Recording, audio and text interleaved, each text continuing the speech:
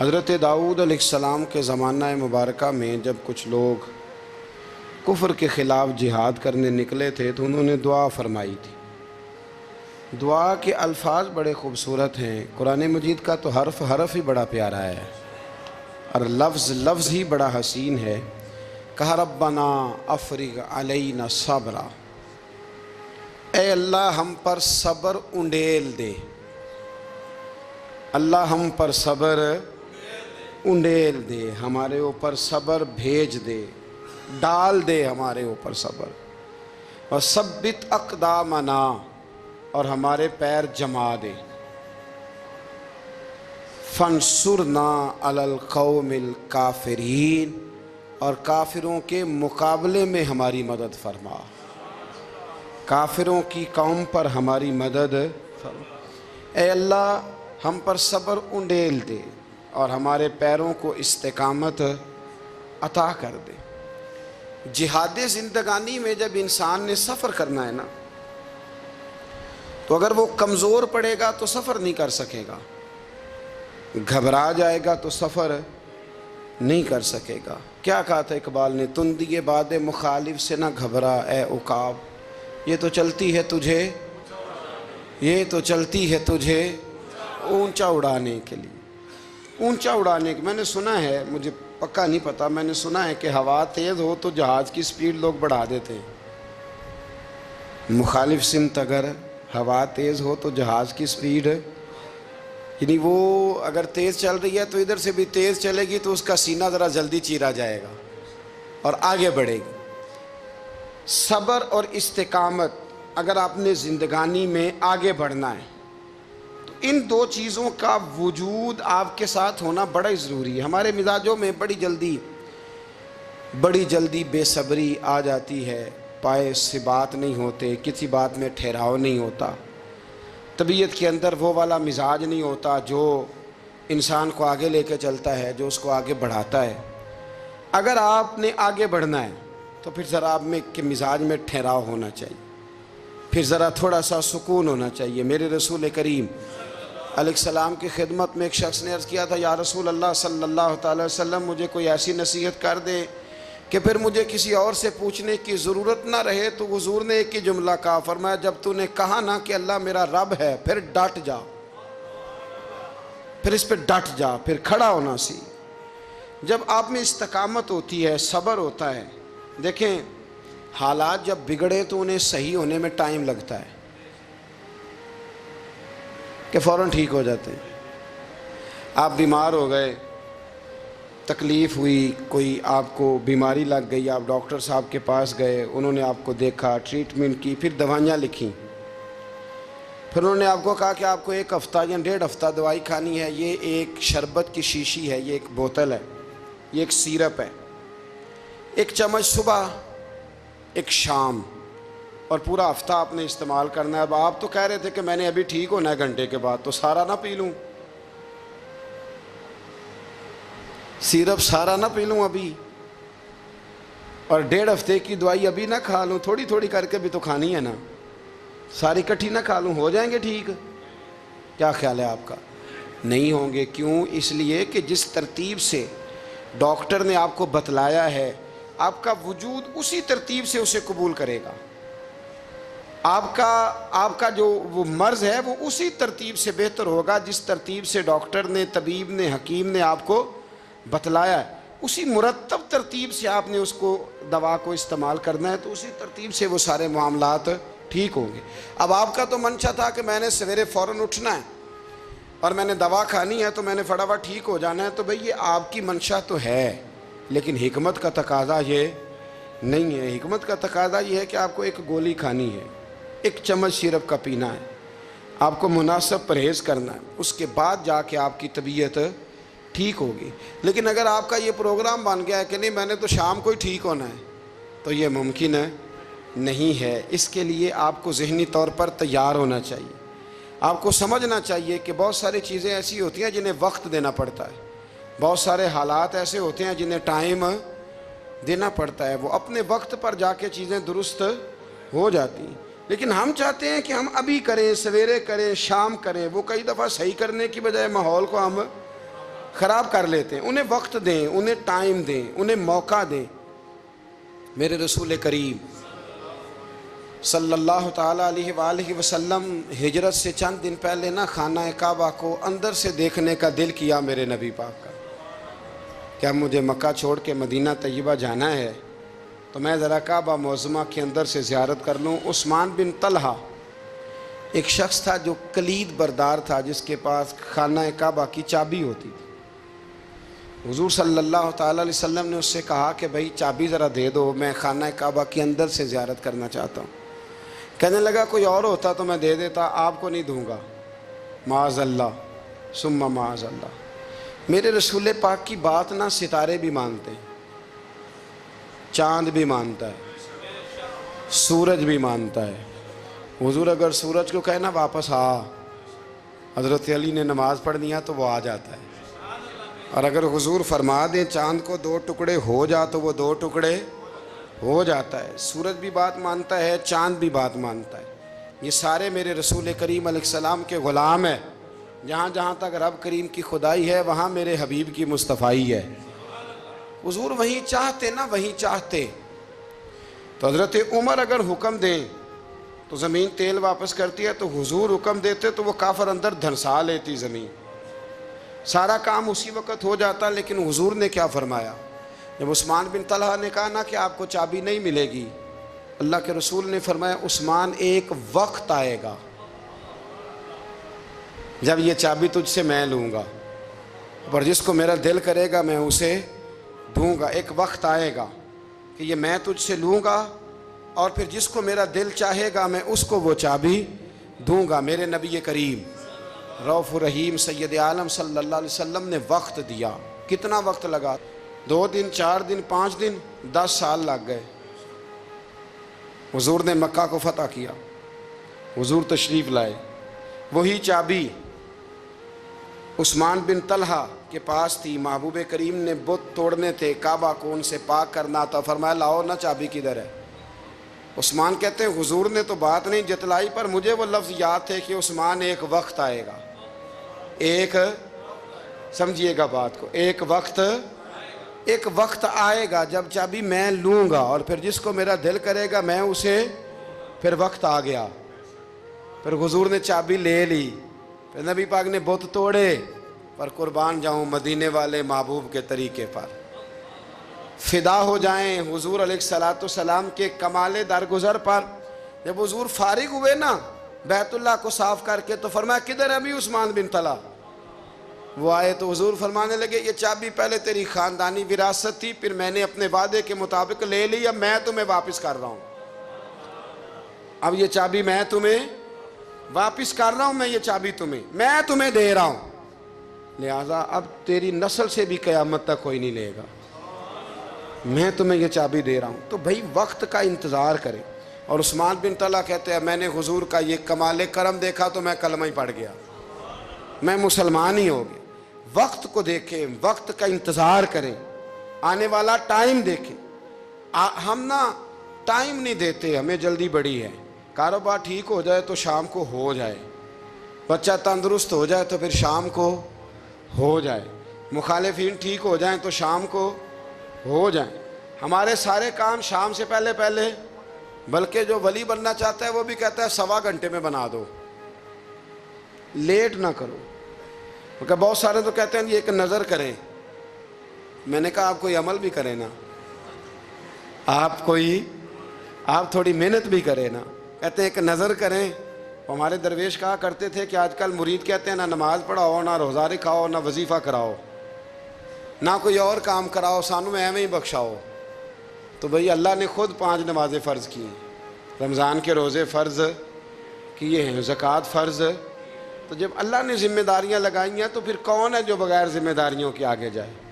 تو اپنی زندگی میں چیزوں کو سمجھیں, غور کریں. وقت آپ کو دینا ہے, اور جب آپ وقت دیتے ہیں تو بہت سارے معاملات ٹھیک ہو جاتے ہیں. حضرت عمار بن یاسر بڑا شروع میں کلمہ پڑھا. ان لوگوں نے بڑی تکلیفیں اٹھائیں جنہوں نے آغاز اسلام میں کلمہ پڑھا. حالات اور طرح کے تھے. میرے حضور کو بڑی اذیتیں دی جاتی تھیں. ابو لہب عقبہ بن نبی معیط یہ حضور کے 2 ہمسائے تھے. کچھ نفسیاتی تکلیفیں لوگ دیتے ہیں، ذہنی طور پر پریشان کرتے ہیں، مزاج ہوتا ہے۔ وہ دونوں کیا کرتے تھے، وہ سارا اپنے گھر کا کوڑا کرکٹ لا کے حضور کے دروازے پر پھینک جاتے۔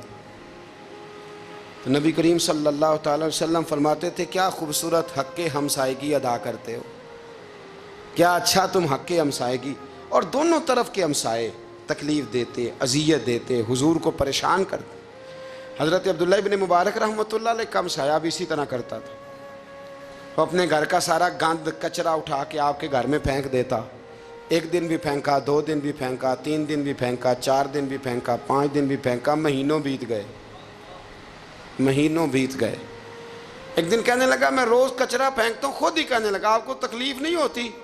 آپ فرمانے لگے میں نے ایک برتن رکھ دیا ہے، ایک جھاڑو رکھ دیا ہے، جب تو کچرا پھینکتا ہے تو میں اٹھا کے باہر پھینک آتا ہوں، اب تو بند نہ کرنا، اس لیے کہ مجھے عادت ہو گئی ہے۔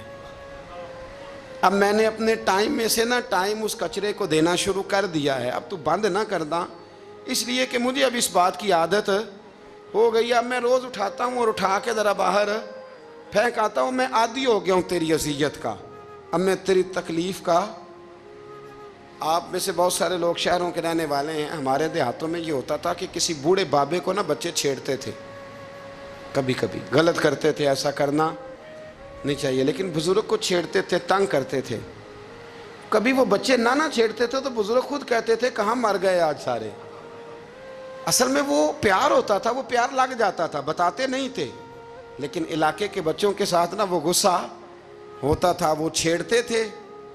لیکن نا کئی دفعہ کوئی بندہ دشمنی کرتا ہے تو بندے کو اللہ کے قریب کر دیتا ہے، سجدے کا ذوق بڑھ جاتا ہے، عبادت کا مزاج بڑھ جاتا ہے، انسان کی طبیعت کے اندر خاص قرب آتا ہے۔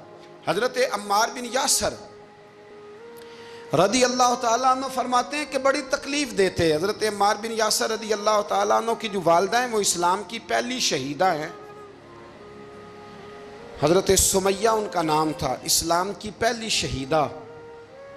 ان کے زیر ناف ابو جال نے نیزہ مار کے انہیں شہید کر دیا۔ حضرت عمار بن یاسر رضی اللہ تعالیٰ عنہ فرماتے ہیں کہ میرے والد کو اتنی تکلیفیں دی گئیں کہ وہ ان اذیتوں کی وجہ سے دنیا سے پردہ کر گئے۔ حضرت عمار بن یاسر کو خود کافر اتنا مارتے تھے کہ وہ اپنے حواس کھو بیٹھتے تھے اور ایسی باتیں کرتے تھے کہ سمجھ نہیں آتی تھی کہ یہ عمار بن یاسر بول رہے ہیں۔ اتنی سخت اذیت دیتے، اتنی سخت۔ دکھ قبول محمد بخشا، راضی رہن پیارے، دکھ قبول محمد بخشا، بس راضی رہن۔ اتنی تکلیف دیتے کہ حضرت عمار بن یاسر حواس کھو بیٹھتے، تکلیف میں آتے، بڑا سہا، بڑا برداشت کیا۔ ایک دن میرے رسول پاک تشریف لائے اور حضور نے کہا او آل یاسر میں تمہیں مبارک دینے آیا ہوں، رب کریم نے تمہارے لیے جنت میں مکان بنا دیے ہیں۔ حضور نے تمہارے لیے، اللہ نے تمہارے لیے جنت میں مکانات، تمہیں مبارک ہو، تمہاری اذیتیں، تمہاری تکلیفیں، تمہارے درد، تمہاری راتیں کام آ گئیں، مالک نے تمہارے لیے مکانات بنا دیے ہیں، حالات ٹھیک کر دیے ہیں، طبیعتوں میں بہتری آ گئی ہے۔ میرے محبوب کریم رؤوف الرحیم سید عالم نور مجسم شفیع معظم آقا دو عالم صلی اللہ تعالیٰ علیہ وسلم نے انہیں خوشخبری سنا دی۔ حضرت عمار کہتے ہیں پھر حالات بدلے، پھر میں نے جو مجھے اذیتیں دینے والے تھے میں نے انہیں گڑھوں میں گرتے دیکھا۔ آپ فرماتے ہیں ابو جہل کی لاش اٹھانے والا بھی بدر میں کوئی موجود نہ تھا، اور ابو لہب جو مجھے تکلیفیں دیتا تھا وہ مکے کے چوک میں مرا ہوا پڑا تھا، پر کوئی اس کے قریب جانے والا بھی موجود نہ تھا، کوئی نہیں تھا۔ آپ فرماتے ہیں وہ حالات بھی۔ حضرت عمار کا اپنا کیا حال ہوا؟ حضرت خالد بن ولید رضی اللہ تعالیٰ عنہ بڑے بہادر ہیں، حضور نے فرمایا یہ اللہ کی تلوار ہے، یہ اللہ کی، بڑے بہادر تھے، بڑے شیر دل تھے۔ فرماتے ہیں کبھی معذرت نہیں کرنی پڑی، کبھی جھکنا نہیں پڑا، کبھی کسی کی منت نہیں کی۔ اللہ نے طاقت اتنی عطا فرمائی تھی، ہمت، حوصلہ، صبر، استقامت اتنا دیا، کبھی کسی جگہ پشت نہیں لگی۔ لیکن فرماتے ہیں کسی وجہ سے نا ایک دن میرا عمار بن یاسر کے ساتھ کسی بات پہ اختلاف رائے ہو گیا، جھگڑا ہو گیا۔ توجہ ہے میری بات پر؟ فرماتے ہیں جھگڑا ہو گیا. ہمارا پتہ حال کیا ہے؟ ہمارا یہ حال ہوتا ہے کہ ہمارا جھگڑا ہو جائے تو خیر ہے، لیکن اگر پڑوسی کے بچے لڑ پڑے تو ہم کہتے ہیں اس کی روزی پاک نہیں، اس کی تربیت ٹھیک نہیں. ہمارا بھائیوں سے رٹا ہو جائے تو معاملہ اور ہے، کسی کا ہو جائے تو معاملہ اور ہے. میں بیمار ہو جاؤں تو آزمائش ہے، اور سامنے والا بیمار ہو جائے تو سزا ہے. پھر کیا ہے؟ بلکہ پنجابی کہنے نے کیتیاں نو پھڑیا ہے، یہی کہہ دیتے. اور میں بیمار ہو جاؤں تو آزمائش آگے جی اللہ کی طرف سے. ایسا نہ کریں. ہمارا فتویٰ اپنے حق میں اور ہوتا ہے، سامنے والے کے معاملے میں اور ہوتا ہے. حضرت عمار بن یاسر کی بات کر رہا تھا. جناب عمار بن یاسر رضی اللہ تعالی عنہ، حضرت عمار بن یاسر کہتے ہیں کہ حضرت خالد بن ولید کے ساتھ، جناب خالد بن ولید کہتے ہیں میری ان کے ساتھ نہ کسی بات میں اختلاف رائے ہو گیا. تو میں اب دلیر آدمی تھا، شیر آدمی تھا، کبھی جھکا نہیں تھا، کبھی کوئی معاملہ نہیں ہوا تھا، کبھی کوئی ایسی بات نہیں ہوئی تھی. آپ فرماتے ہیں جب رائے کا اختلاف ہو گیا نا، بات ذرا آگے بڑھ گئی تو نبی کریم صلی اللہ علیہ وسلم تک بات پہنچی. تو میرا یہ خیال تھا کہ حضور میری بھی سنیں گے، عمار بن یاسر کی بھی سنیں گے، پھر حضور کوئی فیصلہ کریں گے. پر قربان جاؤں، وقت بدل گیا ہے نا. اب بہت بڑے چودھری ہیں، بڑے سردار ہیں، بڑے سپہ سالار ہیں حضرت خالد بن ولید، پر وقت بدل گیا. تو حضرت خالد بن ولید کہتے ہیں جب میں نے نبی کریم کی بارگاہ میں بات عرض کی، حضور تک بات پہنچی، تو میرے مصطفیٰ نے موٹی سی بات ارشاد فرمائی. رسول کریم فرمانے لگے بھئی بات مختصر سی ہے، جس نے عمار کو راضی کر لیا اس نے مجھے راضی کر لیا، اور جس نے اسے ناراض کیا اس نے مجھے ناراض کیا. فرماتے ہیں بس میری قیمت پڑ گئی، میرا قد اونچا ہو گیا. حضرت خالد بن ولید کہتے ہیں میں نے بھی کہا اب بات کیا کرنی ہے، اب تو گزارش ہی کرنی ہے، اب مدعا کیا سنانا ہے، اب تو بات کرنی ہے. فرماتے ہیں میں آگے بڑھا، اور جیسے بھی ہوا میں نے حضرت عمار بن یاسر کو راضی کیا. حضرت عمار کہتے ہیں ایک وقت وہ تھا اور ایک وقت یہ ہے. جب دونوں وقتوں کو دیکھتا ہوں تو کہتا ہوں الحمدللہ رب العالمین. یہ ساری تعریفیں اس رب کے لیے ہیں جو تمام جہانوں کو پالنے والا. وقت دیں معاملات کو، ٹائم دیں. آپ دیکھیں اللہ تبارک و تعالیٰ بڑا کریم ہے. وقت کے ساتھ جب چیزیں تبدیل ہوتی ہیں اپنے ٹائم کے. حضرت بلال حبشی رضی اللہ تعالیٰ، بڑا مشکل نہیں، اکیلا آدمی، غریب آدمی، مکے کے سارے سرداروں کے قابو آ گیا. حضرت احسان کہتے ہیں میں نے خود اپنی آنکھوں سے دیکھا حضرت بلال کے گلے میں رسی ڈال کے بچے کھینچا کرتے تھے. یار خاصا مشکل کام نہیں. امیہ بن خلف ڈنڈوں سے مارتا ہے، آپ کے ہاتھ اور پیر چارپائی کے نیچے رکھ کے تو اوپر بیٹھے رہتے بڑی بڑی دیر. بڑی تکلیف نہیں، بڑی اذیت نہیں. لیکن حضرت بلال حبشی فرماتے ہیں پھر میں نے وہ سارے دکھ مٹتے دیکھے. وقت بیت گیا. وہی امیہ بن خلف ایک دن گھوڑے پہ تھا، گھوڑے اپنے کو تیار کر رہا تھا، لگام ڈال رہا تھا. حضور علیہ السلام گزرے تو فرمایا کیا کر رہے ہو؟ کہنے لگے اس گھوڑے پر بیٹھ کے آپ کو شہید کروں گا. تو حضور فرمانے لگے تیاری کر لے، تجھے قتل میں نہیں کرنا ہے. پھر جنگ کے موقع پہ نا ہلکی سی خراش لگائی رسول پاک نے اسے یہاں گلے پہ. تڑپتا تھا، روتا تھا، سسکتا تھا. لوگ کہتے تھے امیہ کیا ہو گیا، اتنا سیانہ بندہ یہ کیا کرتا ہے؟ تو کہنے لگا تمہیں پتہ نہیں مجھے تکلیف کتنی ہے. ضرب تو چھوٹی ہے پر تمہیں پتہ نہیں لگائی کس نے ہے تو چھوٹی پر تمہیں خبر نہیں کہ لگائی کس نے ہے، کس نے یہ ضرب لگا دی ہے. پھر تڑپ کر سسک کر مرا. حالات بدل جاتے ہیں، حالات میں تبدیلیاں آ جاتی. ہم وقت نہیں دینا چاہتے. ہمارے اندر جو حوصلے کی کمزوری ہوتی ہے، ہمارے اندر جو وہ ایک بہت بڑا معاملہ ہوتا ہے کہ کسی بھی طریقے سے یہ معاملہ ختم ہو، کسی بھی طریقے سے شفا ہو، جلد از جلد ہم اس بات سے نکلیں، تو یہ بات ہماری درست نہیں ہے. ہمیں وقت دینا چاہیے. حضرت سیدنا عاصم بن ثابت بن قیس بخاری میں بھی موجود ہے، اور بھی بہت ساری کتب میں یہ روایت موجود ہے. حضرت عاصم بن ثابت بن قیس رضی اللہ تعالیٰ عنہ، آپ نے نا جنگ احد میں بڑی دلیری کے ساتھ آپ لڑے تھے. 2 لوگوں کو آپ نے قتل کیا تھا، مصافے اور حارث کو. ان کی والدہ سلافہ بنت سعد. سلافہ بنت سعد بڑی مالدار عورت تھی، بڑی تیز تھی. اس نے قسم کھائی تھی کہ میرے 2 بیٹے چونکہ حضرت عاصم بن ثابت نے قتل کر دیے، اس نے قسم کھائی تھی کہ میں نہ معاذ اللہ انہیں قتل کراؤں گی اور ان کی گردن اترواؤں گی اور ان کی کھوپڑی میں شراب بھر کے پیوں گی۔ جملے بولنے والے کئی دفعہ بڑا ہی بول جاتے ہیں۔ حضرت عاصم بن ثابت بن قیس رضی اللہ تعالیٰ، سلافہ بن سعد کہنے لگی کہ میرے بیٹے چونکہ انہوں نے قتل کیے تو 100 اونٹ دوں گی جو انہیں شہید کرے گا، اور پھر میں معاذ اللہ ان کی گردن اتروا کے کھوپڑی کے اندر شراب بھر کے پیوں گی۔ حضرت عاصم بن ثابت بڑے بہادر تھے، قابو نہ آ سکے۔ کافروں نے ایک چال چلی کہ مدینے سے کچھ مبلغ مانگے تبلیغ کرنے کے لیے، بطور مبلغ کو مانگا، لیکن رستے میں بددیانتی کی، جھوٹ بولا، ظلم کیا، انہیں گرفتار کیا، اور گرفتار کر کے معاذ اللہ تعالیٰ انہیں بیچنا چاہا۔ حضرت عاصم بن ثابت کہنے لگے میں میدان کا آدمی ہوں، میں قید ہونے سے لڑائی کرنے کو بہتر سمجھتا ہوں، میں کفار کا قیدی ہونے سے شہید ہونے کو فضیلت دوں گا۔ تلوار نکال لی، نیزے نکال لیے، لڑنے لگے۔ اب اکیلا آدمی اور سامنے درجنوں بیسیوں لڑنے والے، سب کا رخ جب انہی کی طرف ہوا تو حضرت عاصم بن ثابت بن قیس رضی اللہ تعالیٰ عنہ سمجھنے لگے اب شہید ہو جاؤں گا، تو آپ نے ایک دعا مانگی، کہنے لگے اے اللہ میرے بدن کی حفاظت کرنا، اے اللہ میرے وجود کی حفاظت کرنا، گویا میری لاش کی یہ بے حرمتی نہ کرے، اللہ حفاظت کرنا۔ شہید کر دیے گئے۔ جیسے ہی آپ شہید ہوئے تو اب وہاں تو منت یہ تھی نا معاذ اللہ کے گلا کاٹیں گے اور معاذ اللہ کھوپڑی میں شراب پئیں گے۔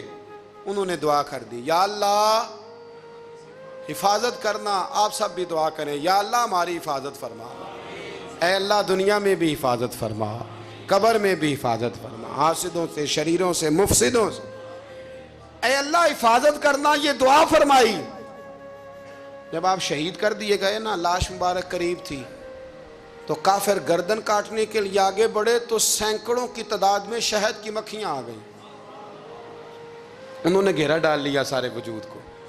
اب کتنی کو مکھیاں اڑائیں؟ 1 کو اڑاتے ہیں 10 اور آ جاتی ہیں، 2 کو اڑاتے ہیں 10 اور ان کا خیال تھا شاید وجود کاٹنے آئی ہیں۔ وہ چلے گئے، کہنے لگے شام کو جب مکھیاں چلی جائیں گی تو دوبارہ آئیں گے، لیکن جب مکھیاں اڑی تو انہوں نے وجود کو چھوا بھی نہیں تھا، انہوں نے وجود کی حفاظت کی، دعا مانگی تھی، اے اللہ ان سے میری حفاظت فرما، مجھے ثابت قدم رکھ۔ مکھیوں نے وجود کو چھوا بھی نہیں، اور جب رات ہوئی تو نہ بادل تھے، نہ پانی تھا، نہ ہوا تھی، لیکن اللہ نے پانی بھیجا، بارش آئی، اور حضرت عاصم بن ثابت کی لاش کو بہا کے لے گئی، وجود بہا کے لے گئی۔ سویرے ڈھونڈتے رہے پر ان کا وجود کسی کو ملا، بعد مرن دے مکھڑا میرا ہو جاوے جے تازہ، پھر سمجھ لینا محبوب میرے نے آن پڑے ہے جنازہ، پھر سمجھ لینا محبوب میرے نے آن پڑے ہے۔ اور ایک شعر پڑھنا دوں چراغے گولڑا کا، کئی دفعہ پڑھتا ہوں، آج پھر نہ کہہ دوں۔ کہنے لگے بے قدراں کچھ قدر نہ جاتی، کیتی خوب تسلی ہو، دنیا دار پجاری زردے کتیاں دے گل ٹلی ہو، بک بک روسن اکھیاں تکیو ویک حویلی کلی ہو، کوچ نصیر آسان جدوں کیتی پہ جانی تر تھلی ہو۔ تو یاد رکھ میرے بھائی، جب آپ ثابت قدم، حضرت خباب رضی اللہ تعالی عنہ، بخاری میں ذکر ہے، کتب حدیث میں، کتب سیرت میں ذکر ہے، حضرت خباب رضی اللہ تعالیٰ عنہ نے اس وقت کلمہ پڑھا جب ابھی 5 لوگ کلمہ پڑھتے تھے، کل بندے السابقون الاولون۔ آپ فرماتے ہیں جس عورت کا میں غلام تھا نا، ام انمار اس کا نام تھا، وہ مجھے بڑی سخت سزائیں دیتی تھی۔ آپ لوہار کا کام کرتے تھے، سلاخیں، آپ کو پتہ ہے لوہار سلاخ رکھتا ہے پہلے آگ میں بھٹی میں، پھر وہ جب پوری طرح تپتی ہے پھر کچھ بنتا ہے، لوہار کا کام کرتے تھے۔ آپ فرماتے ہیں ام انمار میرے ساتھ یہ کرتی کہ مجھے سخت اذیت دیتی، کلمہ چھوڑنے پر مجبور کرتی۔ ایک دفعہ تو ایسے ہوا کہ اس نے کافروں کی ڈیوٹی لگائی، میں گلی سے گزر رہا تھا، مجھے نہیں پتا تھا ان کی پہلے سے تیاری ہے، انہوں نے کوئلے جلا کے رکھے ہوئے تھے، مجھے پکڑا، میرا کرتا زبردستی اتارا، کوئلوں پہ لٹا دیا اور میرے وجود پر وزنی پتھر رکھ دیے۔ فرماتے ہیں میری چربی پگھلی تو کوئلے بجھے۔ یہ شہادت گاہ الفت میں قدم رکھنا، لوگ آسان سمجھتے ہیں مسلمان ہونا، زخم پہ زخم کھا کے جی खून जिगर के घूंट पी, आह न कर लबों को सी। ये इश्क है कोई दिल लगी नहीं, इसमें बड़ी बर्दाश्त करनी पड़ती है। आप फरमाते हैं कि हुजूर अलैहिस्सलाम ना खाना काबा की दीवार के साथ टेक लगाए बैठे थे। मैं एक दिन हाजिर, मुझे बड़ी तकलीफ देते थे। कहते हैं जब मैं काम कर रहा होता था तो मेरी मालकन आती तो वो निकाल के ना सुलाख तो मेरे सर पे रख देती। मेरा सारा वजूद जख्मी था। हुजूर खाना काबा की दीवार से टेक लगाए बैठे थे, मैं हाजिर हुआ तो महबूब करीम भी उठे। तो हुजूर अलैहिस्सलाम से मैंने अर्ज़ की, हुजूर देखें मुझे कितनी तकलीफ़ दी जाती है। तो अभी फरमाने लगे बस इतनी, बस इतनी।